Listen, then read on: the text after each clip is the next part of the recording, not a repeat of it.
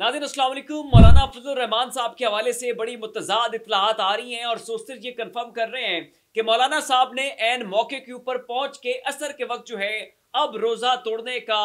अज़्म कर लिया है और इम्कान ये जाहिर कर रहे हैं कि वो आइनी तरामीम में हुकूमत का साथ देने के लिए तैयार हो चुके हैं। नाज़रीन मुख्तलिफ साफ़ी ये खबरें रिपोर्ट कर रहे हैं। इसके साथ ही नाज़रीन काजी फाइज ईसा ने मंसूर अली शाह को जवाबी खत लिखा है और दोनों जजेस हमें बहुत ज्यादा बिखरे हुए नजर आ रहे हैं। ये क्या नोकझोंक हुई है और भी नाज़रीन कुछ अहम तरीन खबरें तहरीक इंसाफ के लोगों को एक मरतबा से फिर पकड़ा जा रहा है। नाज़रीन ये क्या मामला है, इसकी भी डिटेल्स आपको बताएंगे, लेकिन उससे पहले आपसे रिक्वेस्ट है कि इस चैनल को जरूर सब्सक्राइब करें, साथ जो बेल आइकन है उसके ऊपर भी लाजमी क्लिक कीजिएगा ताकि वो तमाम तर खबरें जिनकी कवरेज मेन स्ट्रीम मीडिया के ऊपर नहीं हो रही है वो आपको इस एक प्लेटफॉर्म के ऊपर मिल सके। अब नाज़रीन जो ऑर्डिनेंस आया और उसके तहत फाइज ईसा ने कमेटी तब्दील कर दी और सीनियरिटी लिस्ट के हिसाब से जो पहले टॉप 3 जजेस थे उनको तब्दील करके अपनी मर्जी का एक जज बना दिया गया, उस ऑर्डिनेंस को पास कर दिया गया। इसके खिलाफ जो है वो जस्टिस मंसूर अली शाह ने एहतजाज किया, इसके खिलाफ जस्टिस मुनीब अख्तर ने एहतजाज किया और जस्टिस मुनीब अख्तर ने कहा कि मैं ऐसे किसी बेंच का हिस्सा नहीं बनूंगा जो इस ऑर्डिनेंस के तहत बनेगा और ये कमेटी बनाएगी। और मंसूर अली शाह ने भी जो है वो फाइज ईसा को 3 सफ़हात के ऊपर मबनी लेटर लिखा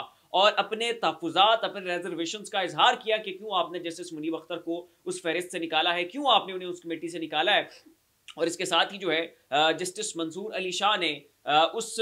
जो कमेटी है उसका हिस्सा बनने से भी इनकार कर दिया और एक भरपूर किस्म की रिफ्ट जो है वो हमें जजेस के दरमियान देखने को मिली। अब नाज़रीन फाइज ईसा ने जवाबी तौर पर लेटर जो है वो जस्टिस मंसूर अली शाह को लिखा है और जो जस्टिस मंसूर अली शाह के रिजर्वेशंस थे उनके ऊपर जवाब दिया है। उनका ये कहना है कि मैं हमेशा एहतसाब और शफाफियत का दाई रहा हूँ। जस्टिस मुनीब अख्तर का रवैया सीनियर जजेस के साथ इंतहाई सख्त था।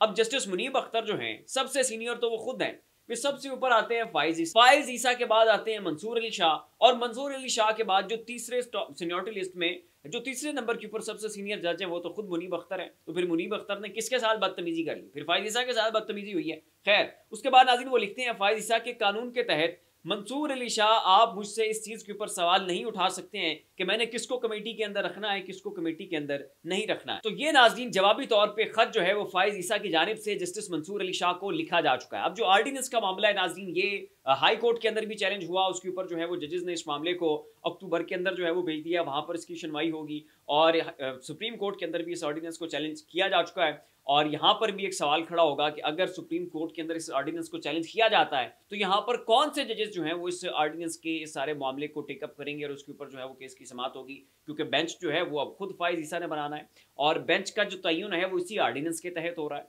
तो फिर कौन बेंच बनाएगा, बेंच कैसा बनेगा, और अगर वो यकतरफा बेंच बना और उसने जो है ये फैसला सादर फरमा दिया और ऑर्डिनेंस को मंजूर कर लिया तो फिर वो फैसला चैलेंज हो सकता है, फिर लार्जर बेंच की दरखास्त जो है इसके ऊपर दायर हो सकती है। तो ये मामला जो है नाज़रीन ये भी हमें बहुत तूल पकड़ता हुआ दिखाई दे रहा है। अब नाज़रीन मौलाना फजल रहमान के हवाले से कुछ मुतज़ाद इतलात जो हैं वो सामने आ चुकी हैं और रऊफ़ कलासरा, उनके साथ काशिफ अब्बासी, अबसार आलम साहब और चंद दीगर साफ़ी जो हैं वो मौलाना फजल रहमान साहब से जाकर उनकी रिहाइशगाह के ऊपर उनसे मुलाकात की है और इस मुलाकात के दौरान नाज़रीन जो चीज़ें असेस की गई हैं इन साफ़ियों की जानिब से और मौलाना साहब की बॉडी लैंग्वेज और मौलाना साहब के कलामात से वो नाज़रीन बड़ी होशरुबा किस्म की हैं। एक अलग ही किस्म की खबर जो है ये सामने आ चुकी है जिसको एक्सपेक्ट नहीं किया जा रहा था। अब रऊफ़ कलासरा साहब ने नाज़रीन इस स्टोरी को ब्रेक किया। उनका ये कहना है कि मौलाना ज़हनी तौर पर तरमीम के हक में वोट देने के लिए तैयार हो चुके। अब ये नाज़रीन रऊफ़ कलासरा साहब ने खबर दी है। उसके बाद नाज़रीन मौलाना फजल रहमान ने एंकर से मुलाकात में आईनी अदालत पर रजामंदी जाहिर की। अब सोर्सेस का ये भी कहना है कि मौलाना साहब ने आईनी अदालत के ऊपर अब रजामंदी जाहिर कर दी है। 1 या 2 साल के लिए मिलिट्री कोर्ट्स की भी हिमायत कर दी है। मिसाल दी कि बांग्लादेश में जजेस की उम्र 67 साल है और कामरान मुर्तज़ा ने भी जजेस के ट्रांसफर की हिमायत कर दी है। जलमियत उलमा इस्लाम फे के सरबराह मौलाना फजल रहमान ने कहा है कि ख्वाहिश है कि आईनी तरमीम में इत्तफाक राय से मंजूर हों, एक्सटेंशन मफादात की बुनियाद पर नहीं, ज़रूरत की बुनियाद पर होनी चाहिए। इस्लामाबाद में सीनियर साफियों से गुफ्तगू करते हुए उन्होंने कहा कि आईनी अदालत के क़याम के हक में हैं लेकिन किसी शख्स के लिए तरमीम के हक में नहीं हूँ। अब नाज़रीन ये वो मौलाना साहब के